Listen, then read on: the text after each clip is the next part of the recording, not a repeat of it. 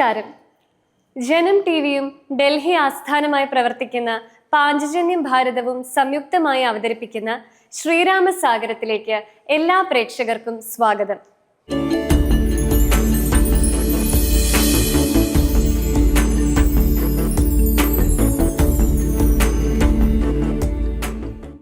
അയോധ്യ വിട്ട് വനവാസയാത്ര തുടരുന്ന ശ്രീരാമനും സീതാദേവിയും ലക്ഷ്മണനും ചിത്രകൂടത്തിൽ എത്തിച്ചേരുന്നു. പ്രകൃതിരമണീയമായ ആ പുണ്യഭൂമിയിൽ അവർ പർണശാല നിർമ്മിച്ച് ലളിതമായ വനജീവിതം ആരംഭിച്ചു. അതേസമയം അയോധ്യയിൽ രാമവിയോഗത്തിന്റെ തീരാ ദുഃഖത്തിൽ വിങ്ങിയ ദശരഥ മഹാരാജാവ് പണ്ടൊരിക്കൽ അബദ്ധത്തിൽ ശ്രവണകുമാരനെ വധിച്ചതിനെ തുടർന്ന് ലഭിച്ച ശാപമോർത്ത് വിലപിക്കുന്നു. രാമ രാമ എന്ന നാമം ഉച്ചരിച്ചുകൊണ്ട് അദ്ദേഹം ദേഹവിയോഗം പ്രാപിക്കുന്നു. ഇങ്ങനെ ചിത്രകൂടത്തിലെ ശാന്ത ജീവിതത്തിനും അയോധ്യയിലെ ദുഃഖത്തിനുമിടയിൽ രാമായണത്തിന്റെ ഹൃദയസ്പർശിയായ ഒരു അധ്യായം തുറക്കപ്പെടുന്നു. ശ്രീമദ് അധ്യാത്മ രാമായണത്തിൽ ഇന്ന് ചിത്രകൂട പ്രവേശനവും ദശരഥന്റെ ചരമഗതിയും പാരായണം ചെയ്യുന്നത് VK കൃഷ്ണകുമാർ.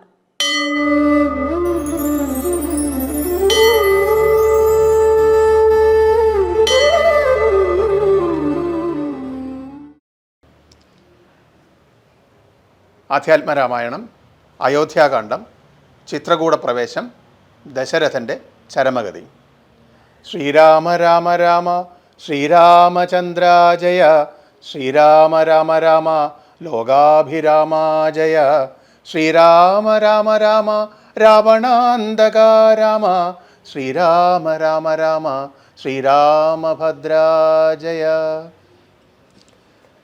സീതയാ സാർത്ഥം വസിപ്പതിനായൊരു മോദകരസ്ഥലം കാട്ടിത്തരുമഞ്ഞാൻ, പോന്നാലുമെന്നെഴുന്നള്ളിനാനന്തികെ ചേർന്നുള്ള ശിഷ്യപരിവ്രതനാം മുനി. ചിത്രകൂടാചലഗംഗയാരന്തര ചിത്രമായോരുടജം തീർത്തുമാമുനി.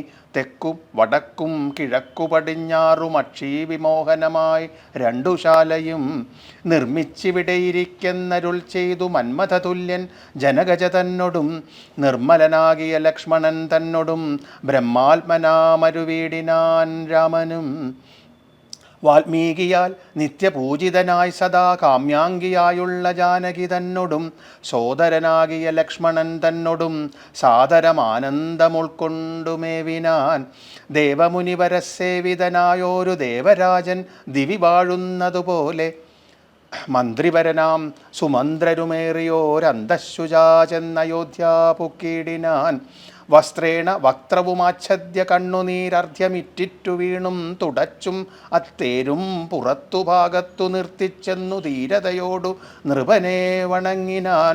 ധാത്രീപദേ ജയ വീരമൗലേ ജയ, ശാസ്ത്രമതേ ജയ ശൗര്യാംബുധേ ജയ, കീർത്തിനിധേ ജയ സ്വാമിൻ ജയ ജയ, മാർത്താണ്ഡഗോത്രാജതോത്തമം സമയേ ജയ. ഇത്തരം ചൊല്ലി സ്തുതിച്ചു വണങ്ങിയ ഭൃത്യനോടാശു ചോദിച്ചു നൃപോത്തമൻ. സോദരനോടും ജനകാത്മജയോടും ഏതൊരു ദിക്കിലിരിക്കുന്നു രാഘവൻ? നിർലജ്ജനായതി പാപിയാമെന്നോടു ചൊല്ലുവാനെന്തോന്നു ചൊല്ലിയതെന്നുടെ. ലക്ഷ്മണനെന്തു പറഞ്ഞു വിശേഷിച്ചു ലക്ഷ്മീ സമയായ ജാനകീ ദേവിയും. ഹാ രാമ ഹാ ഗുണവാരിധേ ലക്ഷ്മണ, വാരിജലോചനേ ബാലേ മിഥിലജേ. ദുഃഖം മുഴുത്തു മരിപ്പാൻ തുടങ്ങുന്ന ദുഷ്കൃതിയാമെന്നരികത്തിരിപ്പാനും മക്കളെയും കണ്ടെനിക്കു മരിപ്പാനും ഇക്കാലമില്ലാതെ വന്നു സുഹൃതവും. യുദ്ധം പറഞ്ഞു കേഴുന്ന നൃപേന്ദ്രനോട് ഉൾത്താപമോടുര ചെയ്തു സുമന്ത്രരും. ശ്രീരാമസീത സുമിത്രാത്മജന്മാരെ തേരിലേറ്റിക്കൊണ്ടുപോയേൻ തവാജ്ഞയാ. ശൃംഗിവേരാഖ്യപുരസവിധേ ചെന്നു ഗംഗാതടേ വസിച്ചിടും ദശാന്തരെ. കണ്ടു തൊഴുതിതു ശൃംഗിവേരാധിപൻ കൊണ്ടുവന്നു ഗുഹൻ മൂലഫലാദികൾ. തൃക്കൈകൾ കൊണ്ടതു തൊട്ടു പരിഗ്രഹിച്ച കുമാരന്മാർ ജടയും ധരിച്ചിതു. പിന്നെ രഘൂത്തമൻ എന്നോടു ചൊല്ലിനാൻ, എന്നെ നിരൂപിച്ചു ദുഃഖിയായ കാരുമേ. ചൊല്ലേണമെന്നുട താതനോടും ബലാൽ അല്ലലുള്ളത്തിലുണ്ടാകാതിരിക്കണം. സൗഖ്യമയോധ്യയിലേറും വനങ്ങളിൽ മോക്ഷസിദ്ധിക്കും പെരുവഴിയായി വരും. മാതാവിനും നമസ്കാരം വിശേഷിച്ചും ഖേദമെന്നെക്കുറിച്ചുണ്ടാകരുതേതും. പിന്നെയും പിന്നെയും ചൊൽക പിതാവതി ഖിന്നനായി വാർദ്ധക്യപീഡിതനാകയാൽ.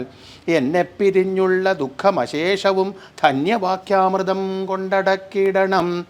ജാനകിയും തൊഴുതെന്നോടു ചൊല്ലിനാൾ ആനന പത്മവും താഴ്ത്തി മന്ദം മന്ദം. അശ്രുഗണങ്ങളും വാർത്തു സഗദ്ഗതം ശുശ്രുപാദേഷു സാഷ്ടാംഗം നമസ്കാരം. തോണി കരേറി ഗുഹനോടുകൂടവേ പ്രാണവിയോഗേന നിന്നേനടിയനും.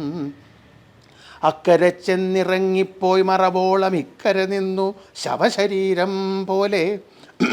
4-5 നാഴിക ചെന്നവാറേ ധൈര്യമാലംബ്യമന്ദം നിവൃത്തനായിടിനേൻ. തത്ര കൗസല്യ കരഞ്ഞു തുടങ്ങിനാൾ ദത്തമല്ലോ പണ്ടുപണ്ടേ വരദ്വയം. ഇഷ്ടയായോരു കൈകേയിക്കു രാജ്യമോ തുഷ്ടനായി നൽകിയാൽ പോരാതിരുന്നിതോ. മൽപുത്രനെ കാനനാന്തേ കളവതിനിപ്പാവി എന്തു പിഴച്ചിതു ദൈവമേ. ഏവമെല്ലാം വരുത്തിത്തനിയെ പരിദേവനം ചെയ്വതിനെന്തോരു കാരണം.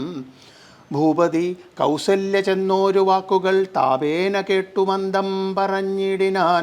പുണ്ണിലൊരു കൊള്ളി വയ്ക്കുന്നത് പോലെ പുണ്യമില്ലാതെ മാം ഖേദിപ്പിയായ നീ. ദുഃഖമുൾക്കൊണ്ടു മരിപ്പാൻ തുടങ്ങുമെന്നുൾക്കാമ്പുരുക്കിച്ചമയ്ക്കായിക വല്ലവേ. പ്രാണപ്രയാണമടുത്തു തപോധനൻ പ്രാണവിയോഗേ ശപിച്ചതു കാരണം. കേൾക്ക നീ ശാപകാരം മനോഹരെ, സാക്ഷാൽ തപസ്സികളീശ്വരന്മാരല്ലോ. ശ്രീരാമ രാമ രാമ ശ്രീരാമചന്ദ്ര ജയ. ശ്രീരാമ രാമ രാമ ലോകാഭിരാമ ജയ.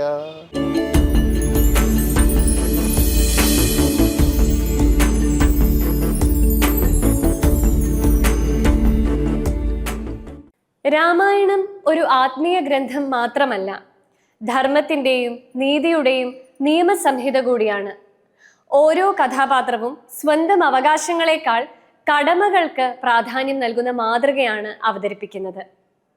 പിതാവിന്റെ വാക്ക് പാലിക്കാൻ ശ്രീരാമൻ വനവാസം സ്വീകരിച്ചതും ഭരണാധികാരിയുടെ ഉത്തരവാദിത്തം ജനക്ഷേമമാണ് എന്ന് തെളിയിക്കുന്ന രാമരാജ്യ സങ്കല്പവും ശിക്ഷയും കരുണയും ഒരുപോലെ സമന്വയിപ്പിക്കുന്ന ഭരണനീതിയും രാമായണത്തിലെ നിയമദർശനത്തെ വ്യക്തമാക്കുന്നു. രാമായണവും നിയമവാഴ്ചയും എന്ന വിഷയമാണ് മുൻ PSC ചെയർമാനും അധ്യാപകനുമായ ഡോക്ടർ KS രാധാകൃഷ്ണൻ അവതരിപ്പിക്കുന്നത്. കാണാം രാമാമൃതം.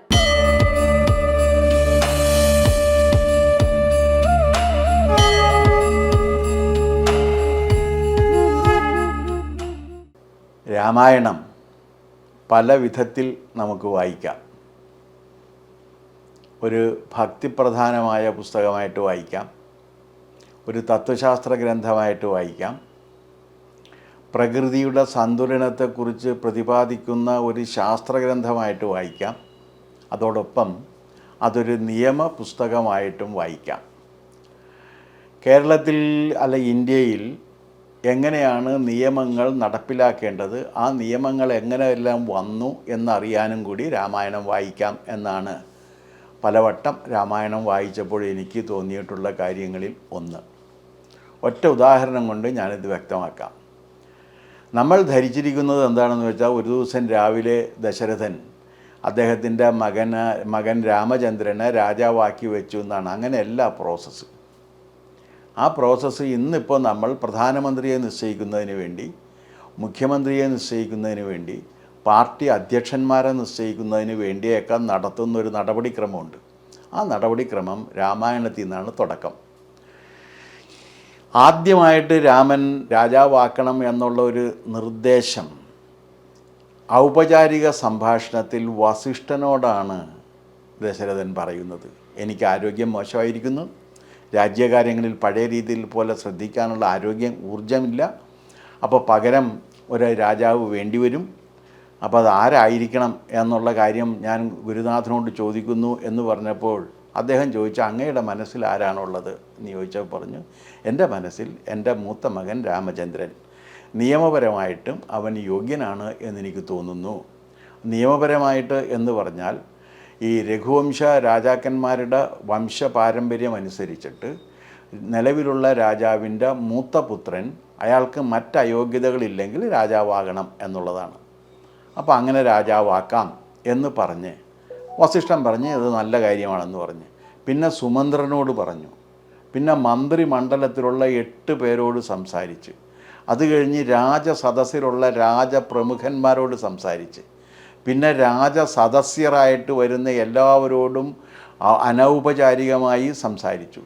ഈ സംഭാഷണത്തിന് ശേഷമാണ് രാമന രാജാവാക്കാൻ ഉള്ള തീരുമാനം എടുക്കാം എന്ന നിർദ്ദേശം രാജസദസ്സിൽ വെക്കുന്നത്. അപ്പോൾ രാജസദസ്സിൽ വെച്ച് കഴിഞ്ഞപ്പോൾ സദസ്സ് കൈയടിച്ചത് സ്വീകരിച്ച് കഴിഞ്ഞപ്പോഴേക്കും ഉടനെ തന്നെ വസിഷ്ഠനോട് പറഞ്ഞു, നിങ്ങൾ നേരെ പോയിട്ട് രാമനോട് ഇക്കാര്യം പറയണം എന്ന് പറഞ്ഞു. അപ്പോൾ രാമനോട് ഇക്കാര്യം പറയാൻ വേണ്ടി പോകുന്ന സന്ദർഭത്തിൽ എന്താ ചെയ്തതെന്ന് വെച്ച് കഴിഞ്ഞാൽ രാമനെ വിളിച്ചുകൊണ്ട് വരെയാണ്. ഫോർമൽ ലാംഗ്വേജിൻ്റെ ഇമ്പോർട്ടൻസ് അവിടെ വരെയാണ് ആദ്യമായിട്ട് കാണാം. രാമൻ വന്നിട്ട് രാജസദസ്സിൽ നിന്നുകൊണ്ട് പറയുന്നത്, അയോധ്യാധിപനായ ദശരഥ മഹാരാജാവിൻ്റെ പുത്രനായ രാമചന്ദ്രൻ രാജാവിനെ മുഖം കാണിക്കാൻ നിൽക്കുന്നു എന്നാണ് പറയുന്നത്. ഇതാണ് ഫോർമൽ ലാംഗ്വേജ്. ഇപ്പോഴും ഫോർമൽ ലാംഗ്വേജാണ് നമ്മൾ എടുക്കുന്നത്. നമ്മുടെ എല്ലാ നിയമങ്ങളും ഇപ്പോഴും ഇങ്ങനെ തന്നെയാണ് പോകുന്നത്.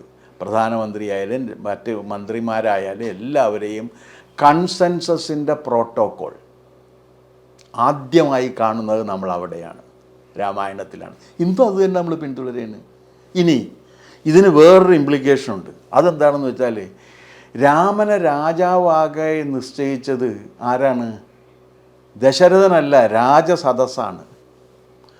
ആ രാമനെ രാജാവ് അല്ലാതെ ആക്കണമെങ്കിൽ തീരുമാനം എടുക്കേണ്ടത് ആരാണ്? ദശരഥന് ഒറ്റയ്ക്ക് പറ്റില്ല, രാജസദസ്സിനെ പറ്റുള്ളൂ.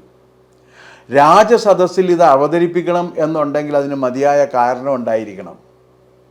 എൻ്റെ ഭാര്യയ്ക്ക് ഇഷ്ടമല്ല, അതുകൊണ്ട് രാമനെ മാറ്റണം എന്ന് രാജസദസ്സിൽ പറയാൻ പറ്റില്ല. ഇതായിരുന്നു അങ്ങേരുടെ കോൺഫ്ലിക്റ്റിൻ്റെ ഹേതു. അതൊരു നിയമപ്രശ്നമാണത്. കാരണം രാമനെ രാജാവാക്കാൻ വേണ്ടി തീരുമാനിച്ച രാജസദസ്സിൽ ചെന്നിട്ട് രാമനെ രാജാവാക്കാൻ പറ്റില്ല. എന്താ കാരണം? എൻ്റെ ഭാര്യയ്ക്ക് ഇഷ്ടമല്ല എന്ന് ദശരഥന് പറയാൻ പറ്റില്ല. അപ്പം ദശരഥൻ ഒറ്റക്കെടുത്തൊരു തീരുമാനമല്ല. അങ്ങനെ ഒറ്റക്കൊരു തീരുമാനം എടുക്കുന്ന രീതിയില്ല. എല്ലാവരും കൂടി കൺസെൻസസ് ചെയ്തിട്ട് എല്ലാവരുടെയും കൂടി യോജിപ്പുണ്ടാക്കി അവരുടെ സമ്മതം മേടിച്ചിട്ട് തീരുമാനിക്കുന്ന ഭരണരീതി, ഇന്ന് നമ്മൾ പിന്തുടരുന്ന ഭരണരീതിയുടെ നിയമം ആദ്യമായി നമ്മൾ കാണുന്നത് രാമായണത്തിലാണ്. ഈ ഭരണനീതിയാണ് വരുന്നത്. അത് ലംഘിക്കാൻ ഒരാൾക്ക് പറ്റില്ല. ദശരഥന് പലരും ചോദിക്കുന്നത് കേട്ടിട്ടുണ്ട്, ദശരഥൻ എന്തുകൊണ്ട് മടുത്ത് പറഞ്ഞുകൂടായിരുന്നു എന്നൊക്കെ പറഞ്ഞിട്ട്. ബുദ്ധിയില്ലാണ്ട് ചോദിക്കുന്നതാണ്. കാരണം ദശരഥനല്ല തീരുമാനം എടുത്തിരിക്കുന്നത് രാജസദസ്സാണ്.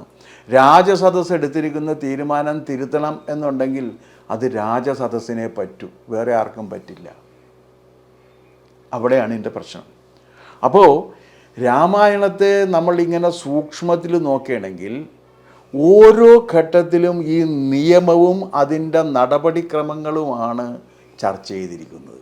രാമായണത്തെ ഒരു നിയമപുസ്തകമായിട്ടും ആ നിയമത്തിൻ്റെ പ്രയോഗം ജീവിത സന്ദർഭങ്ങളിൽ എങ്ങനെയെല്ലാം കാണാൻ കഴിയും എന്ന രീതിയിലും നമുക്ക് വായിക്കാൻ കഴിയും. അങ്ങനെ വായിച്ച് എടുത്ത ഒരു സംസ്കാരവും കൂടി നമ്മുടെ രാജ്യത്തുണ്ടായിരുന്നു എന്നാണ് രാമായണം വായിക്കുമ്പോൾ എനിക്ക് തോന്നിയിട്ടുള്ള അനേകം കാര്യങ്ങളിൽ ഒന്ന്.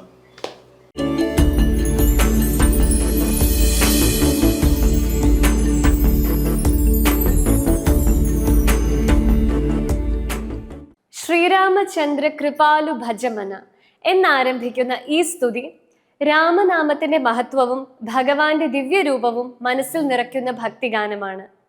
ഉത്തരേന്ത്യൻ ഭക്തി പാരമ്പര്യത്തിൽ ഏറെ പ്രചാരമുള്ള ഈ ഗാനം ആലപിച്ചിരിക്കുന്നത് രമ്യ വി നായർ. കാണാം രാമാനന്ദം.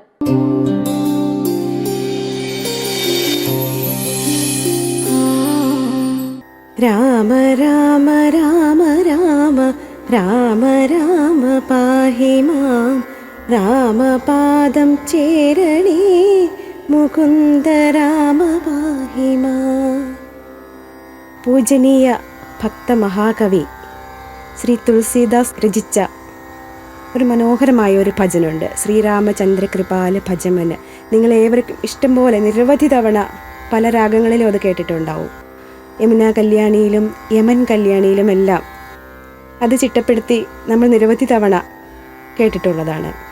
കൃഷ്ണ നീ വേഗനേ ബാരോ, ഇത് യമുന കല്യാണിയാണ്. അതുപോലെ യമുന കല്യാണിയിൽ നിരവധി സിനിമാ ഗാനങ്ങളുമുണ്ട്. ഉണ്ണികളെ ഒരു കഥ പറയാം, ഈ പുല്ലാങ്കുഴലിൻ കഥ പറയാം. പിന്നെ ചീരപ്പൂവുകൾ കുമ്മ കൊടുക്കണ നീലക്കുരുവികളെ. ഇതൊക്കെ യമുന കല്യാണിയിലുള്ള ഗാനങ്ങളാണ്.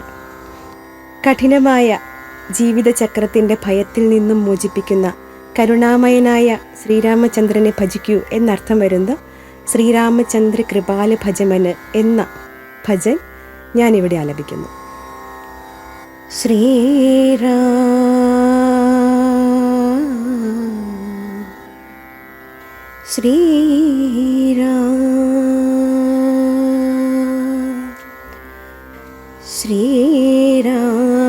ശ്രീരാമചന്ദ്ര കൃപാല ഭജമന ഹരണ ഭവഭയദാരുണം. ശ്രീരാമചന്ദ്ര കൃപാല ഭജമന ഹരണ ഭവഭയദാരുണം. നവകഞ്ചലോചന കഞ്ചമുഖകര കഞ്ച പദകഞ്ചാരുണം. ശ്രീരാം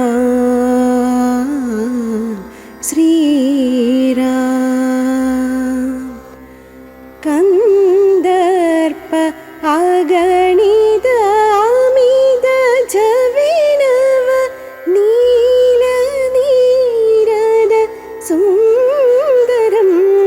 കന്ദർപ്പ അഗണിത അമിത ജവിനവ നീല നീരദ സുന്ദരം. ശിരമകുട കുണ്ടല തിലക ചാരുമോദാര അംഗവിഭൂഷണം. ശ്രീരാം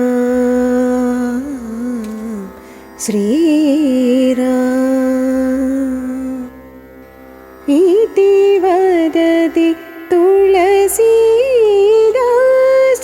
ശങ്കര ശേഷമുനിമന രഞ്ജവം.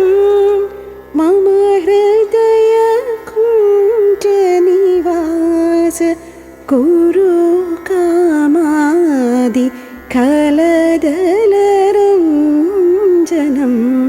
ശ്രീരാമചന്ദ്ര കൃപാല ഭജമന ഹരണ ഭവഭയദാരുണം. നവകഞ്ചലോചന കഞ്ചമുഖകര കഞ്ച പദകഞ്ചാരുണം. ശ്രീരാം.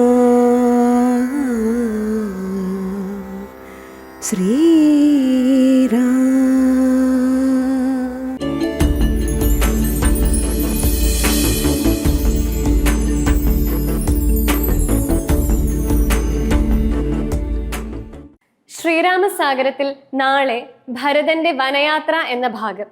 രാമായണത്തിലെ ഏറ്റവും ഹൃദയസ്പർശിയായ സംഭവങ്ങളിൽ ഒന്നാണ് ഇത്. മാതാവ് കൈകേയിയുടെ പ്രവൃത്തിയാൽ ശ്രീരാമൻ വനവാസത്തിന് പോയി എന്ന സത്യമറിഞ്ഞ ഭരതൻ രാജ്യം സ്വീകരിക്കാൻ വിസമ്മതിച്ച് ഗുരുക്കന്മാരെയും മന്ത്രിമാരെയും അയോധ്യയിലെ ജനങ്ങളെയും കൂട്ടി ചിത്രകൂടത്തിലേക്ക് പുറപ്പെടുന്നു. നമുക്ക് കാത്തിരിക്കാം. നാളെ വീണ്ടും കാണാം. നന്ദി, നമസ്കാരം.